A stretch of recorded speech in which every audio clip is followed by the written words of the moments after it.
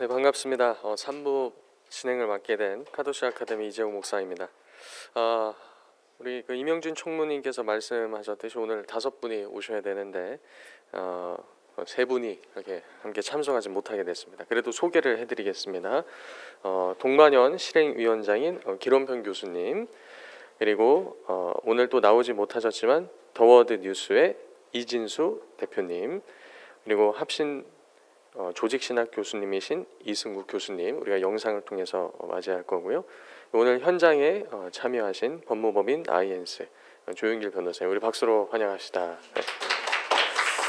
네, 그리고 의료윤리연구회 문지호 회장님 오셨습니다. 이어서 우리 조윤길 변호사님, 혹시 더 하실 말씀 있으면 좀 이렇게 먼저 해주시겠습니까? 네, 우리 성과학 콜로퀴움에 또 불러주셔서 감사하고요. 또 우리 성과학 콜로퀴움과 또 세미나 올 때마다 이런 그 동성애 또 성전환, 그 차별금지법 관련한 전문적인 의료 지식을 좀 배울 수 있어서 많이 감사하다 이런 생각이 들었습니다. 특히 또 우리 민 교수님께서 그 LGBT와 이 자폐증과의 그런 상관관계를 얘기해 주시면서 지금 동성애 등의 이런 만연이 또 정신병과 유발 요인이 있다 이런 폐해를 또 말씀해 주셨고요. 그 다음에 이제 남자 여자와의 생물학적 성애에서 넘을 수 없는 그 차이가 있다. 그래서 젠더 개념이 성차 과학과 충돌한다 이런 말씀도 해주셨고, 또 임수연 부총리님은 역시 또 동성애의 가장 큰 피해인 에이즈와의 통계적 분석을 계속 말씀해 주셨고, 트랜스젠더를 이렇게 인정할 경우에 이 생물학적 이런 신체 차이가 공정하지 않기 때문에 스포츠에 있어서의 불공정성의 문제가 있다. 이런 피해도 말씀을 해주셨고, 또 성분화라는 측면에서 수술이든 호르몬이든 다 성의 변경은 과학적으로 불가능하다. 그래서 젠더 개념이 비과학적이다 이런 말씀도 좀 해주셨습니다. 그리고 좀 안타깝지만 간성으로 고통받는 분들의 여러 가지 치료법이 좀 고민하고 있다 이런 말씀으로 제가 허 교수님 강의 좀 잘 들었습니다. 지금 말씀해 주신 그런 거의 모든 과학들이 지금 법학이나 또 법학을 정당화하고 있는 여러 가지 그 성혁명 정당화 학문들이 이 의료과학적 진실과 충돌한다 이런 부분을 정말 용기 있게 우리나라에서 이렇게 얘기해 주셔서 감사하다 이런 생각이 좀 들고요. 근데 이제 지금 전 세계적으로 동성애 정당화 이론과 또 법학에 있어서의 차별금지법에 가장 사실은 이 학문 영역에 맹위를 끼치고 있는 것 자체는 기본적으로는 이제 네오 마르크시즘이라고 하는 하나의 그 거대한 신사회주의 운동이 그렇습니다. 그래서 좀 지금 우리 같이 지금 얘기하고 있는 이 성혁명 이론가들이 있어요. 예를 들면은 프로이드가 무신론자거든요. 호예르바하의 무신론을 받아들입니다. 그리고 비렐름 나이가 프로이드 제자이면서 무신론자면서 사회주의자예요. 사회주의자고요.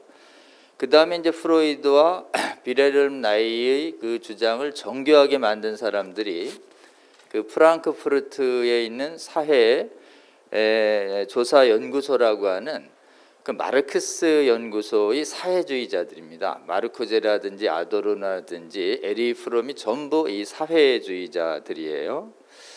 이 사회주의자들이 이제 성혁명을 만들어내고 똑같이 또 무신론주의자이자 체제 전복을 주도하는 그런 주디스 버틀러도 역시 이제 성혁명을 추구하고 있죠. 말씀드리는 것은 성혁명 이론을 만든 모든 분들이 이념을 같이 공유하고 있다는 거예요. 그것은 유물론자들이고 그리고 사회주의자들이다. 이들이 각각의 이 공통점 안에서 수많은 의학, 또 생물학, 또 언어학, 또 의학, 그리고 법학, 과학, 여성학 이런 부분 교육학에서 아주 신사회주의를 향해서 계속 지금 거대한 공통 변수를 향해서 움직이고 있다. 이래서 그렇기 때문에 이제 아까 이승구 교수님이 말씀하신 것처럼 저희가 이걸 대응하려면 사실 저희도 우리 기독교 이 사람들이 이제 기독교적 가치관의 파괴를 위해서 움직이고 있단 말이에요. 그러니까 이제 복음 안에서 각 영역에서 부름받은 성도들도 역시 복음의 진리를 증명하기 위한 이런 학제적인 연구와 협동적인 연구가 반드시 필요하다. 독립적인 연구도 심화해야 되지만 이게 전체적인 학제적 연구가 좀 필요하다. 이런 좀 말씀을 드리고 싶고요. 신사회주의에 그럼 가장 영향을 미치고 있는 존재는 누구냐? 프로이드입니다. 그러니까 프로이드 거를 비렐름 나이가 가져왔고 비렐름 나이 거를 프랑크푸르트 학파가 전개했거든요. 그러니까 프로이드 거를 탁 쳐주면 신사회주의가 푹 무너지게 돼 있어요. 그렇기 때문에 앞으로 좀 우리 성과학 연구협회에서 더 집중적으로 좀 연구해 주셨으면 하는 부분들은 프로이드의 이 정욕 해소론이요. 정욕이 정신병의 원인이고 정욕을 해소해줘야 정신질환이 회복된다는 이 성욕 억제론이요. 성욕 해방론이 얼마나 반성경적이고 비과학적이냐. 다시요. 얼마나 반성경적이고 비과학적이며 반가정적이고 반사회적이냐. 여기를 조금 더 제가 보기엔 집중적으로 한번 해주시면 제가 보기엔 거기만 툭툭 무너지면은 상당 부분이 막 연쇄적으로 무너질 가능성이 아주 있습니다. 그리고 또 하나는 이제 과학의 이름으로 이제 돼 있잖아요. 이제 우리가 이름이 과학이잖아요. 과학은 보이는 거를 주로 다룬단 말이죠. 이게 유물론이기 때문에 과학적 접근을 자꾸 하는 것인데요. 과학이라는 이 프레임이 보이는 세계에만 집중하게 만드는 경향이 있습니다. 그래서 보이지 않는 세계에 대해서 얘기할 때는 비과학이라는 이름으로 과학의 대상에서 벗어나거든요. 그러니까 지금 전 세계적으로 이 쾌락을 중심으로 한 성혁명주의는 뭘 얘기하고 있냐면 전쟁 없는 평화가 오래됐기 때문에 지금 교회 안에서도 이 죽음 이후의 부활과 그 다음에 천국과 지옥에 대한 얘기가 사라졌습니다. 그러니까 이게 유물론은 언제 깨지냐면 유물론의 근거가 부당하다고 깨지는 게 아니라 보이지 않는 객관적 실제가 있다. 하늘나라가 있고 지옥이 있다. 그래서 지금 그렇게 음행하고 그렇게 하나님 말씀 계명 어기다가 반드시 심판받는다. 이 얘기가 영적으로 믿어지면 그냥 죄가 끊어지는 거거든요. 그래서 예수님이 오셨을 때 사두 계파들이 그 당시 그리스 로마 시절에 헬레니즘 때문에 부활을 안 믿었어요. 사두 계파들이 천사도 안 믿고. 그러니까 예수님이 계속해서 얘들아 영생이 있다. 그리고 나를 안 믿으면 너희들은 불못에 간다. 아주 원색적으로 얘기했단 말이죠. 그래서 유물론을 깨버리거든요. 그러니까 제가 보기에는 이제 과학으로서 이렇게 일반 의료인들을 설득하는 것도 중요하지만 교회 안에 있는 수많은 의료인들을 깨려면 이거는 과학 이상의 성복음으로 깨야 되거든요. 그러니까 성과 관련된 복음과 관련된 부분들도 교회 안을 중심으로 해서 그래서 이제 이승구 교수님 말씀하신 것처럼 우리의 연구 방향이 교회 바깥을 설득하는 것도 있지만 지금 교회 안에 있는 의료인들을 깨워서 의료인들이 반복음적이고 반가정적이고 반 하나님을 대적하는 의료기술에 맞서서 용기 있게 일어나서 서술 활동과 강연 활동을 하게 하려면 절대적으로 복음으로 깨야 됩니다. 그래서 세미나를 한 2개 정도 나눠주셔서 교회 내부의 성도를 향한 복음과 연관된 아까 얘기한 것처럼 성경을 깊이 연구해서 성복음과 관련된 말씀으로 이 부분을 깨기 위해서 교회의 성도들을 의학적인 관계 종사자들을 깨워내는 교회 내 연구 활동과 그 다음에 교회 바깥을 향해서 과학적 용어와 학문적 용어로 풀어내는 이 두 가지를 좀 분리해 주지 않으면 저희가 지금 교회 안에 수많은 의학자들이 안 깨어나고 있고 한국에서도 세계적으로도 교회가 가지고 있는 의료학자들이 용기 있게 다 깨어나면 뭐 쉽게 무너지거든요. 그런 부분을 한번 좀 생각을 해주시면 좋겠다 싶고요. 조금 길어져 죄송합니다만 조금만 한마디 더 말씀드리면 이 인본주의라는 것이 이렇습니다. 인간이 의사결정을 하면 모든 걸 다 바꿀 수 있다. 법과 정의과 도덕과 뭐 성도. 근데 이제 인간의 능력으로 도저히 바꿀 수 없는 거, 그걸 객관적 실제라고 그럽니다. 철학적으로. 그렇기 때문에 법학에 있어서 이 성적 지향과 젠더 정체성 막으려면 인간의 합의로도 바꿀 수 없는 성, 객관적인 성, 인간의 합의로도 바꿀 수 없는 영원한 성윤리, 자연법론이죠. 이것을 이제 우리가 법학적으로 증명을 하면 그 부분은 상당 부분 깨지고, 특히 자유를 뺏는 당파성은 하나님의 복음의 공정성으로 들이대면 뭐 쉽게 무너집니다. 사실은 이 법학 쪽은.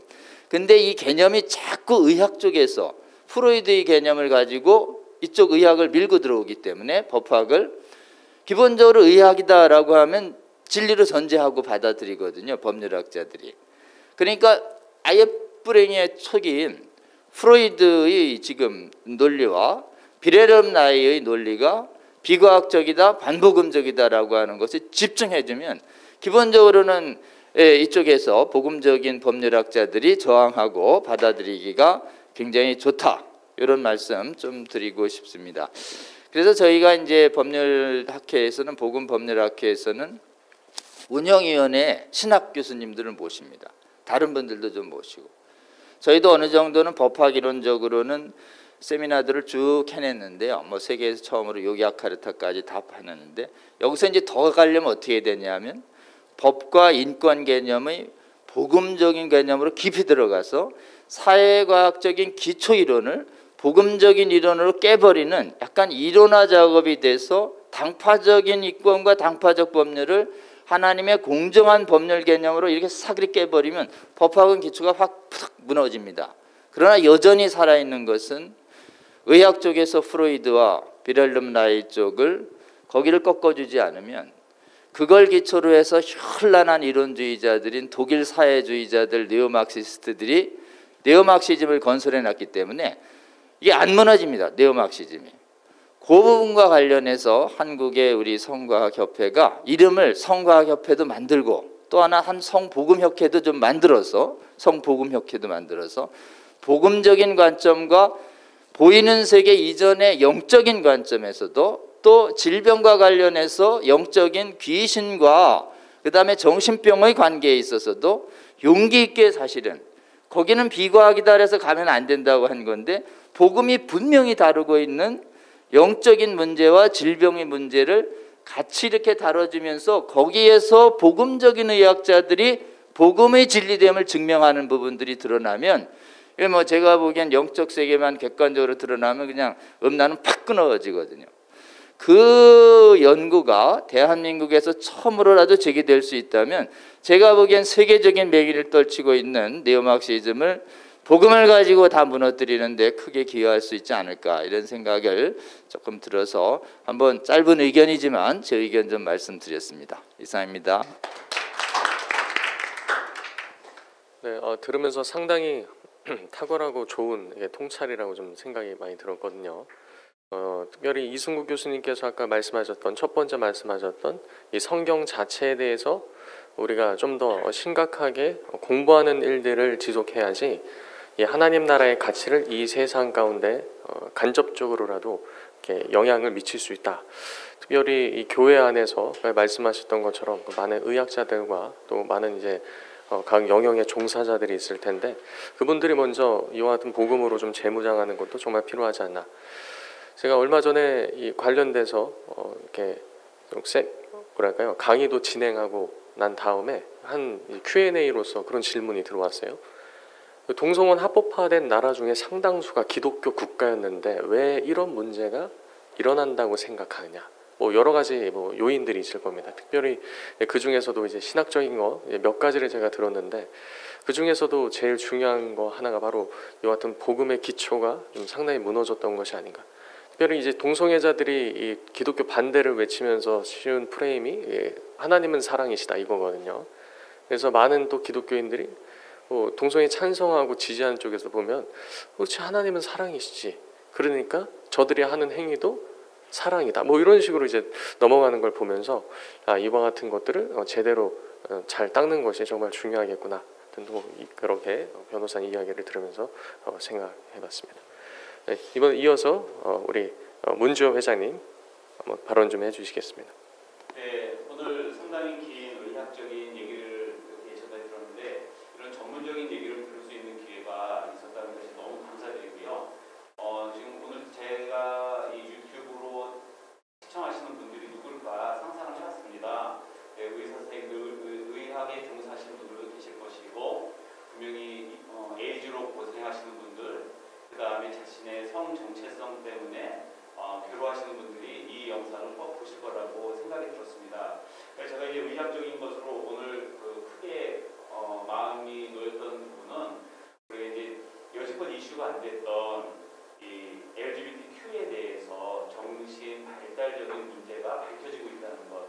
이미 구글링을 하면은 최근의 논문들이 이 유럽 쪽이나 서구권에서 굉장히 많이 쏟아지고 있어요. 그래서 이제 이 LGBTQ를 우리가 한 명의 사람으로 만났을 때 어떤 부분에 취약한 점이 있는지를 도울 수 있는 계기, 그 다음에 실제로 치료의 결과가 이제 조금 있으면 또 향후 또 1년 후면 또 다른 치료 결과에 대한 내용들이 나올 겁니다. 그래서 그것이 굉장히 치료에 대한 기회가 열렸다는 생각이 들고, 또한 이 자폐적 성향을 가진 자녀를 키우고 있는 그 가정도 앞으로 어떠한 보살핌을 가지고 그 조기에 발견된 자폐 아동에 대하여 어떠한 성교육을 시켜야 되는지, 우리가 그것에 대해서 정신과 선생님들 또는 아동 언어 치료하시는 언어 치료사 선생님들 같이 공유할 수 있는 프로그램이 만들어질 것이라는 또 기대를 하게 됐습니다. 그다음에 이제 두 번째로 이제 그 의학이 발달하면서 제가 굉장히 마음이 놓였던 부분 중에 하나는 이런 성차의학, 우리가 젠더 의학하면서 젠더 혁신하는데 사실 아무도 이것을 제대로 이해하지 못하고 사용하는 용어입니다. 당신은 남성이에요, 여성이에요가 아니라 당신은 남젠더입니까? 여젠더입니까? 라고 물어봐야 되는 건지, 그 젠더가 뭔지도 모르는데 젠더를 혁신하겠다고 하니 무슨 말인지를 모르는데, 결국은 의학에서 이것이 밝혀지는 것은 남성과 여성의 차이가 있기 때문에 남성의 데이터와 여성의 데이터를 골고루 나누는 것이, 이것이 우리 사회를 양성 평등을 이룰 수 있는 혁신적인 방법이다. 그래서 뭐 핸드폰을 만들어도 남성의 손 크기로 만든 연구, 여성의 손 크기로 만든 연구, 그 다음에 코로나 백신의 부작용에 대해서도 코로나 임상 시험에 참가하는 여성의 수와 남성의 수를 똑같이 나눠야 되고, 그 만들어진 세포도 남성의 세포로 실험한 것과 여성의 세포로 실험한 것을 같은 비율로 해야 된다는 것이 이제 이 과학기술의 혁신적인 내용이에요. 가령 운전자가 교통사고를 내는 그 안전 실험을 할 때 더미가 주로 남성 더미가 운전자에서 이렇게 부딪히는 영상을 많이 보는데, 젠더 혁신이라는 내용은 거기에 여성 더미도 앉혀보자. 그래서 여성은 어디를 더 다치는지 알아보자. 이제 이런 게 젠더 혁신인데, 이게 젠더 혁신이라는 말로는 이제 이해가 안 되는 거거든요. 그래서 결국은 우리가 이 의학이 발달하면은 성차 의학으로 갈 수밖에 없습니다. 지금의 정밀 의학이라고 하는 것은 유전자 레벨로 가는 거고, 그 유전자에서는 성을 가장 기본으로 해서 모든 과학적 근거가 나오기 때문에, 그래서 지금 성차 의학을 표방한 모든 병원의 교수님들, 원장님들은 전부 남성과 여성을 얘기하지 젠더라는 용어를 쓰지 않습니다. 그래서 제가 볼 때는 이 의학이 조금씩 발달되면서 젠더 의학이라는 것은 그 단어는 그냥 도태될 것이라고 이렇게 보여집니다.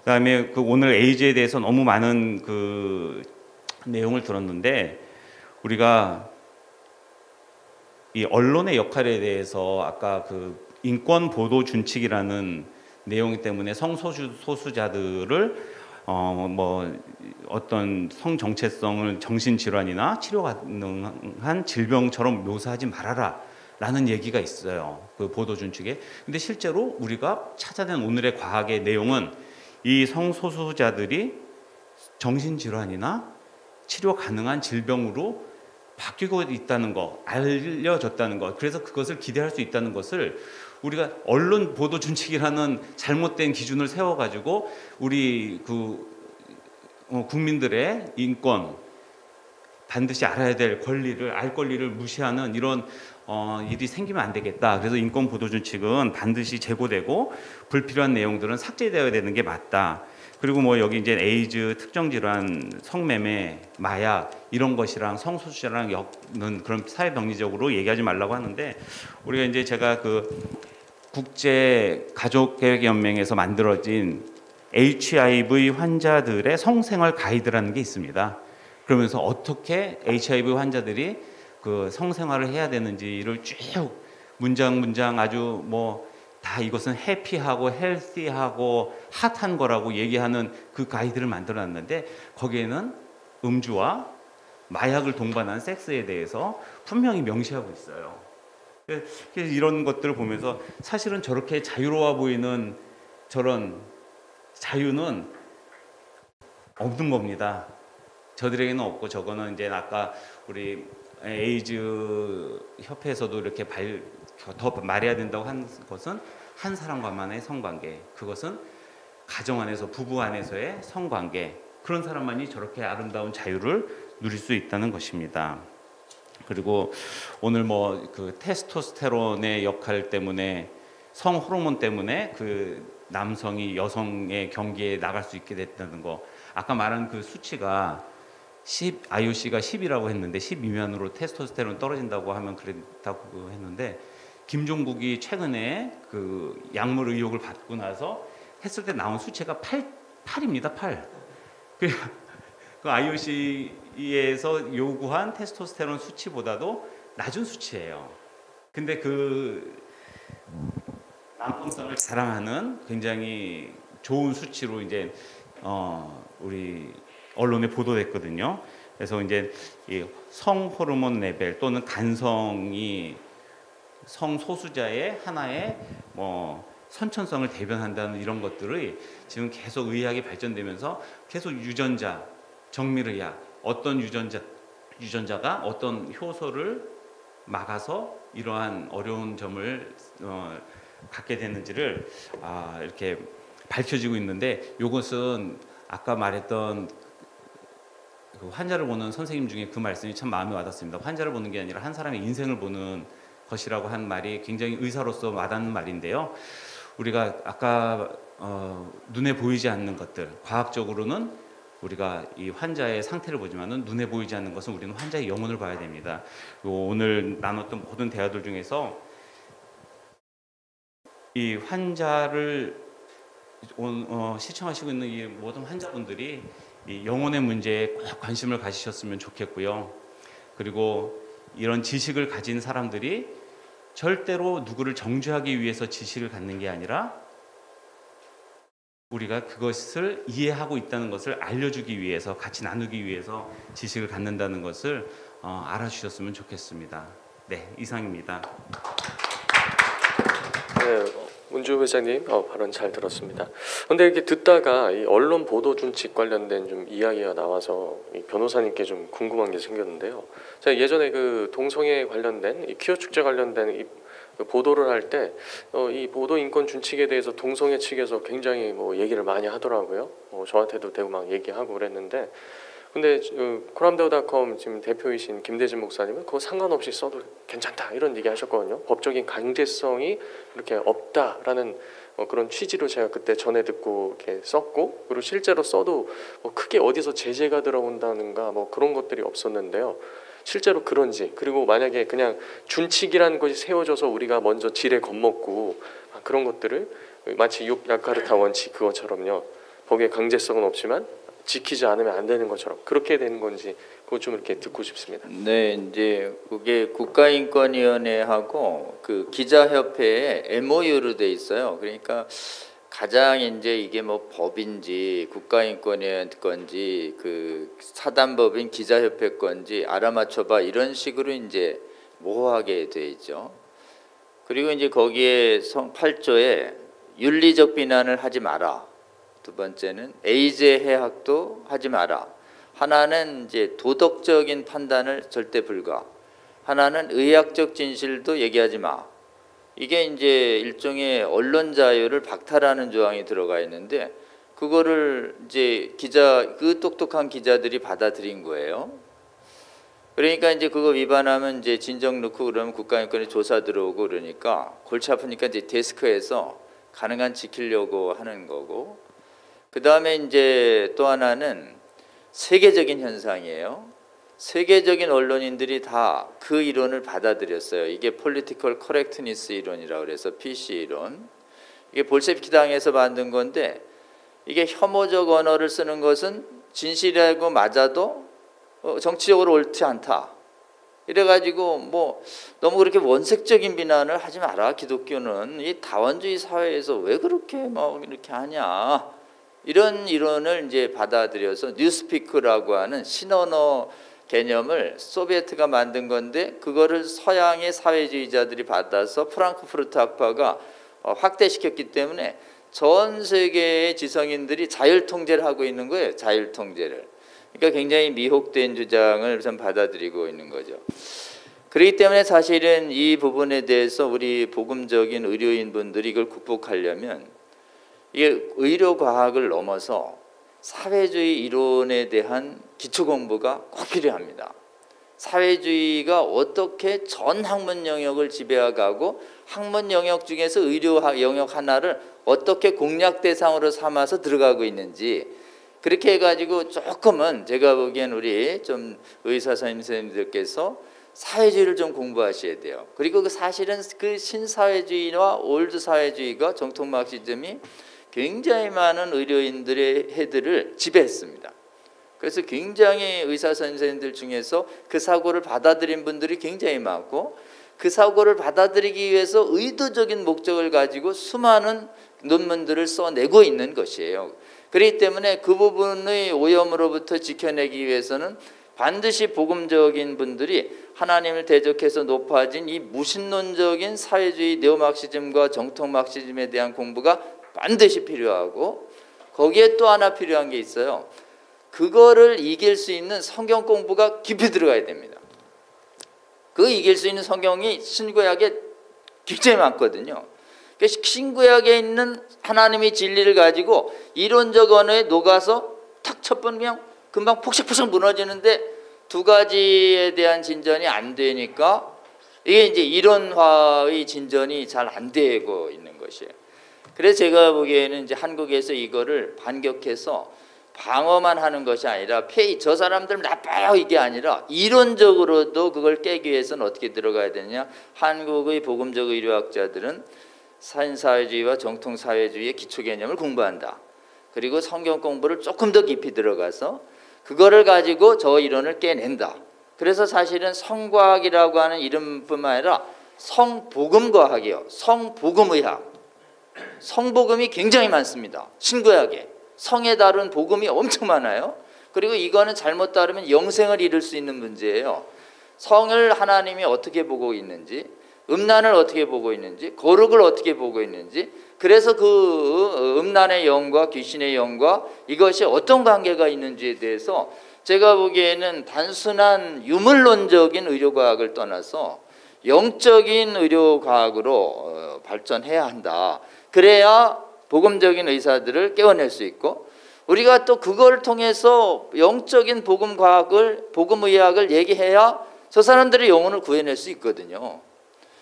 이게 선교적인 측면에서 접근했으면 좋겠다 이런 말씀이고요. 이걸 조금 더 하기 위해서 저희가 이제 좀 이론의 이 좀 성장을 돕기 위해서 차별금지법 거짓 이론을 이기는 성경 말씀 증언 차이성 사역이 이제 본격적으로 시작됐는데 지금 관심 있는 의사 선생님들 조금 오셔서 더 같이 공부하고 거기에 이제 신학자님들, 법학자님들, 목사님들 다 모여가지고 한번 좀 같은 학제적인 연구, 저쪽이 사회주의로 공통분모를 했듯이 우리는 복음으로 공통분모를 해서 이 성혁명 사상과 연관된 수많은 학자들이 모여서 기본적으로 하나님 나라 대적하는 이 악한 이론들을 한번 복음적 진리로 깨보자. 그리고 그 과정에서 예배와 기도를 통해서 이게 이론뿐만이 아니라 하나님의 능력이 이 땅에 임하는 이 찬양과 예배를 통해서 하나님의 권능이 이 땅에 임하도록 하는 부분들이 과학 너머의 초과학적인 하나님의 권능을 증명하는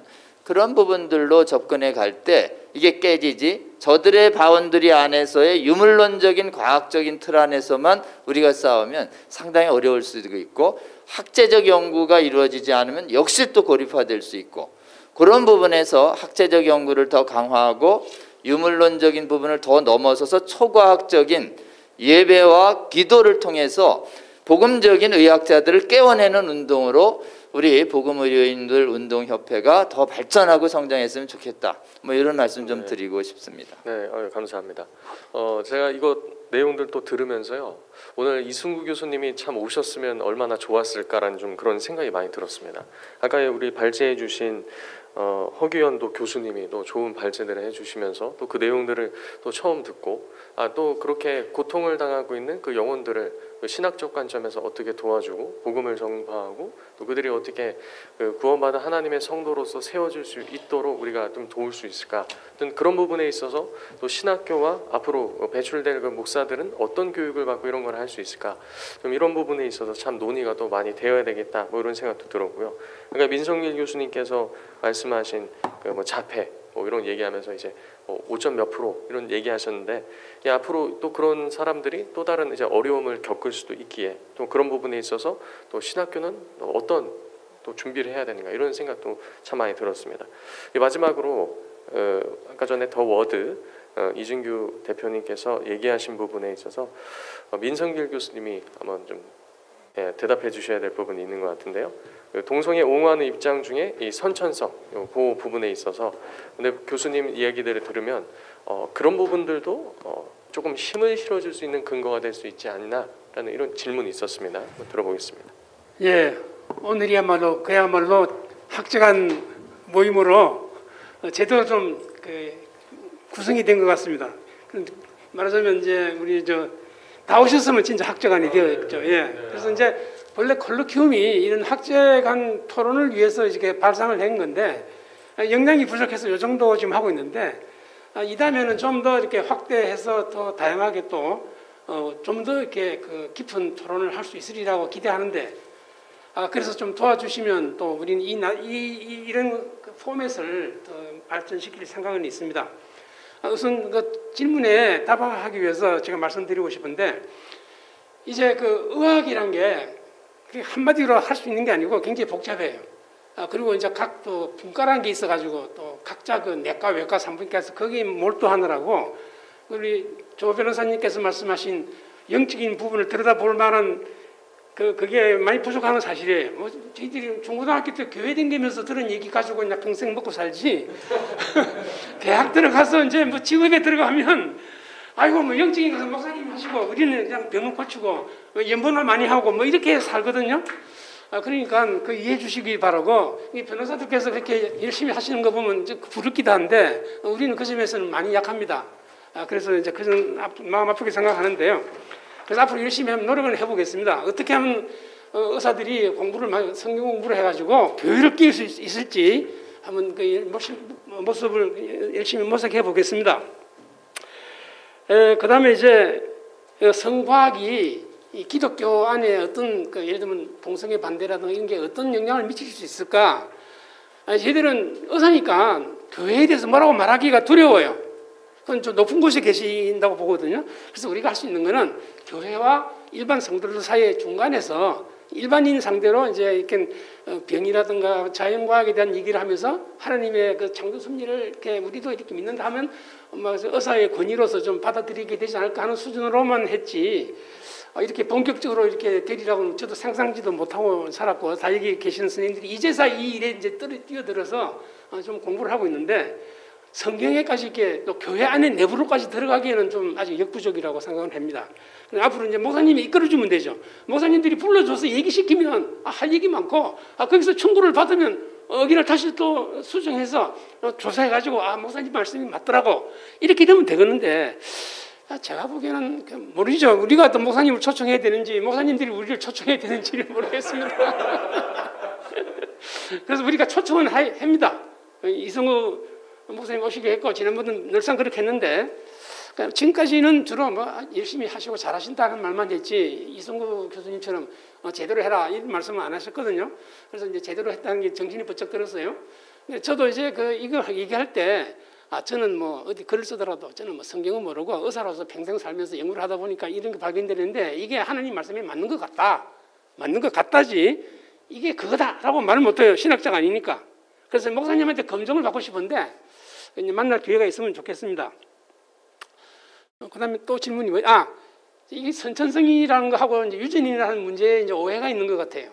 지금까지 우리 그 그룹이 주로 이제 이렇게 동성애는 타고난다, 그게 아니다라고 이제 말을 하느라고 그게 이제 이렇게 퍼져 있는데 우리 이제 의사 입장에서 볼 때는 우리 이제 허 선생님이 이제 자세히 말씀하셨으니 이미 느끼셨겠지만 인간의 행동은 일단 유전자의 이제 말하자면 그 프로그램에 의합니다. 그리고 개인이 그렇다면 모든 인간이 똑같아야 되는데 조금씩 다른 거는 아까 말씀한 대로 표현형이에요. 유전자의 표현형이 있어서 다르거든요. 그래서 이제 얼굴이 키가 큰 사람도 있고 작은 사람도 있고 혈압이 높은 사람도 있고 낮은 사람도 있고 그래서 의사들은 그 많은 수많은 그 노멀 디스트리뷰션 이 분포 중에서 이제 극단적인 것은 고통을 일으키니까 이제 그거는 병이라고 이렇게 이름 붙인다. 이게 이제 실용적으로 하는 거죠. 근본적으로 따지면 인간은 다 죄인이죠. 이제 그러니까 그 디스트리뷰션에서 의사가 손댈 것은 요 정도부터다. 나머지는 뭐 정상으로 살아가니까 그냥 우리가 알게 볼게. 근데 문제는 아프다든가 기능에 장애가 있으면 그때부터 병이라고 진단하고 그걸 고치려고 하는 것이지 정상인 사람 보고 말하자면 뭐 이래라 저래라 하진 않거든요. 이제 그 점을 이해해 주시기 바라고. 그래서 이제 표현형의 문제라는 것을 이해해 주시면 좋겠어요. 아까 이게 자폐증이라는 뉴로 디벨로퍼먼트가 이쪽에 표현형이지 이제 유전학에서 표준이기 때문에 그러니까 동성애 유전자는 없어요. 그렇지만 동성애 행동을 하게 하는 인간적인 여러 가지 개성들이라든가 이런 거는 다 갖고 있는 거지 누구나. 그래서 그거는 다 부모로부터 다 물려받는 겁니다. 그런 의미에서는 이제 선천적이라고 볼 수 있지만 선천적 병은 또 다른 거라고 할 수 있는 거죠. 그러니까 그걸 설명하기가 어려운데 언제 한번 기회를 주시면 한번 또 우리가 광범위하게 한번 토론을 해볼 생각은 있어요. 그다음에 세 번째 우리 조영길 변호사님, 저는 그 프로이드 전공인데 아주 오늘 혼났습니다. 저는 프로이드 이런 거 가지고 평생 먹고 살았어요. 상담도 하고 그러면 이제 사실 효과도 봤고요. 그래서 저도 이제 프로이드 공부를 열심히 했는데, 근데 제가 권하고 싶은 거는 프로이드는 무신론자 맞아요. 무신론자 맞았고 말하자면 또 사이언티스트라고 스스로 생각했고 유물론자 맞습니다. 진화론을 믿는 사람이에요. 그건 자기도 고백하고 세상이 다 알아요. 근데 그 사람이 과연 동성애를 옹호했냐든가 성적 분란을 성해방을 주장했냐면 그건 아닙니다. 어느 교과서, 어느 정신분석 교과서를 봐도 프리섹스라고 하는 그런 거 없습니다. 그거 하나 이해해 주시고, 이제 빌레름 라이크가 문제인데 이 사람은 정신분석학에서 쫓겨났습니다. 그걸 이해하셔야 돼요. 프로이드 그룹이 쫓아냈어요. 1934년도에 이놈의 자식이 별소리 다 한다. 그래서 말썽을 많이 일으켰는데 계속 이렇게 하지 마라 했는데 계속 그렇게 하고 다니니까 그 뭐 스위스인가 거기서 총회 때 결의를 해서 그냥 추방시켰어요. 그래서 이 사람은 정신분석하고는 상관없습니다. 그 사람은 옛날에 그 프로이드 제자로 있을 때 상당히 좋은 이론을 만들어냈어요. 근데 그게 물론 이제 파시즘을 비판하는 데서 나오는 그런 것이기 때문에 이제 인본주의적이고 막시스트적인 건 있는데 그것까지는 괜찮은데 그 사람 이론은 그거는 교과서에 나와 있어요. 캐릭터 아모라는 그런 개념이. 그렇지만 20년대부터 이제 거짓하는 바람에 쫓겨났어요. 그리고 이제 정신분석가가 아니고 그다음부터는 성해방론자로 살았지 정신분석을 설파하고 다닌 건 아니에요. 그걸 하나 이해해 주시고, 그리고 이제 프랑크푸르트 학파도 프로이드의 해방론만 받아들였지 나머지 프리섹사라고 뭐 그런 것까지 뭐 이렇게 그 프랑크푸르트 학파가 했는지 난 모르겠어요. 그렇지만 이제 그 몇 사람의 뭐 중요한 사람들은 이제 그 프리섹스를 암시하는 이 이론을 이제 많이 만들었긴 했습니다. 일단 라이키를 프로이드하고 동등시하지 마시고, 그다음에 이제 프로이드의 사상을 전체를 흐름을 보면요, 초창기 때 이제 그 최민수를 가지고 히스테리를 치료할 때는 성해방적인 얘기를 좀 했는데, 그 사람이 30년, 40년을 하면서 죽기 전에 가서는 무슨 얘기를 했느냐도 우리가 한번 고려해봐야 돼.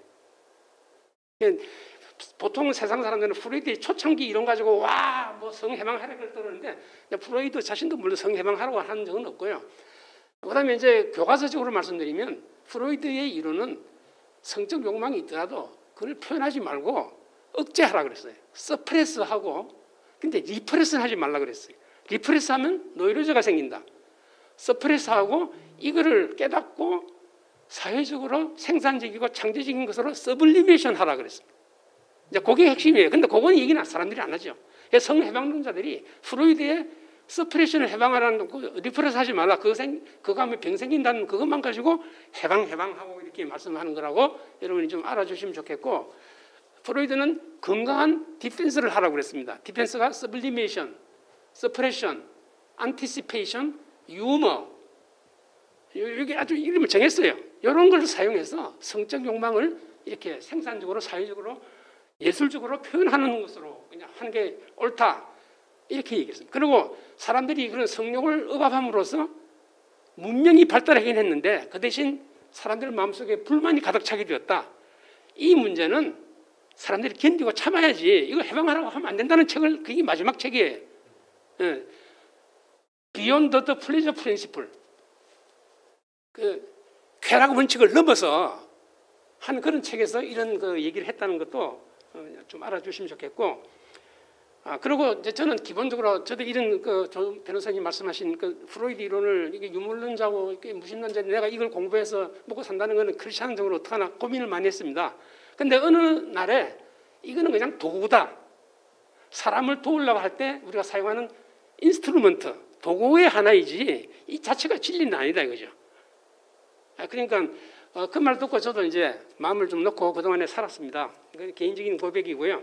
성경을 공부하겠다는 그런 생각은 간절합니다. 그래서 저도 공부를 하겠습니다. 또 뭐가 있죠? 네, 다 얘기하신 것 다 얘기한 같습니다. 것입니까? 네. 네, 오늘 아주 좋은 학제간 토론이 됐습니다. 네, 감사합니다. 네, 또 제가 한 오늘 3분 참석. 정도 한번 말씀드려도 될까요? 네, 3분 정도 괜찮을까요? 네. 네네. 네, 하여튼 감사하고요. 근데 이제 사실은 그 비렐름 라이의 이론을 프랑크푸르트 학파가 받아들여서 가족 해체론을, 그렇죠. 어쨌든 얘는 독자적인 사람이고, 그렇습니다. 어쨌든 제가 보기엔 프랑크푸르트 학파가 받아들이고 있는 그 비렐름 라이의 가정 해체론과 사실은 성해방론이 지금 전 세계를 덮고 있는 거거든요. 그러니까 네. 아니 이제 제 생각에는 어쨌든 그거를 한번 사상적으로 흘러봐 주셔서 원래 프로이드에 있는 복음적인 인리가 왜곡되고 있다라고 하시면 프로이드의 복음적인 관점으로 지금 성해방론을 이렇게 깨주시면 저는 뭐 좋겠다 이런 생각이 좀 있고, 네네, 네네. 그 사람들은 프로이드는 기본적으로 남녀 차별주의자고 권위주의자고 계몽주의자입니다.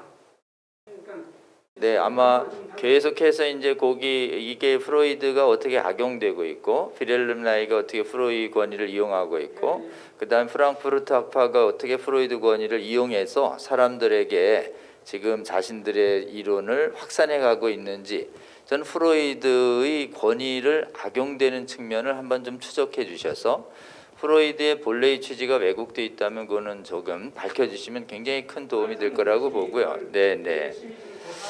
네, 그 다음에 이제 제가 보기엔 교회 안에서 우리 장로님들이시기 때문에 이렇게 성과 관련된 그런 복음들을 가지고 지금 이렇게 과학적 진리를 겁먹어서 용기 있게 얘기 못하는 분들이 많거든요. 그러니까 용기 있게 말하는 의사들이 일어나야 된다. 그 다음에 이 의학계를 지배하고 있는 거짓 이론에 맞서서 일어나야 되고, 이것이 음행이 확산되면 지금 우리의 하나님 나라 유업이 뺏길 수 있다라고 하는 명확한 복음적인 주장들을 교회에서 해주시면 그거는 굉장히 성도들을 깨우는데 굉장히 도움이 됩니다. 그리고 그럴 때 저희는 법학은 어떻게 하냐면 저도 이제 교회에서 강의 갈 때 많은데 신학 교수님들한테 다 검증을 받아요. 혹시 신학적인 문제가 없는지. 그런데 전문가가 와서 복음을 가지고 힘있게 선포하면 목사님들과 성도들이 확 깨어나는데 굉장히 도움이 됩니다. 그래서 저는 앞으로 이제 우리 이 성과계연법에 종사하시는 의사 선생님들이 복음에 대해서 좀 더 확신 갖고시고 얘기하실 때 신학적 문제가 없으면 굉장히 담대하게 교회 안에 의사 선생님들이 일어나라고 깨우시고 그 다음에 이 부분에 대해서 성도들과 교회 목회자님들이 깨어날 수 있도록 이렇게 외쳐주시면 제가 보기에는 한국교회가 깨어나고 그 다음에 이 전문가들이 깨어나서 이 사회주의 이론들이 강영역을 깨는데 도움이 될 것이다 이렇게 생각합니다. 그 부분과 관련해서도 나중에 혹시 이제 콜로키움 때 이쪽에 의학자뿐만 아니라 다른 부분들에게도 발제의 기회를 주시면 토론을 넘어서 제가 보기엔 조금 더 깊이 있는 제가 보기 신학자분들에게도 발제의 기회를 주고 이러면은 훨씬 더 제가 보기엔 융합적인 그런 학문이 발전할 수 있지 않을까. 저에게도 한번 발제 기회를 주시면 저도 한번 열심히 해보겠습니다. 네, 감사합니다. 제가 하려던 말을 이렇게 해주셔서 너무 감사드리고 그래서 요약하면 복음으로 무장하고 라희를 때려잡자. 네, 이렇게 요약할 수 있지 않을까. 네, 감사합니다.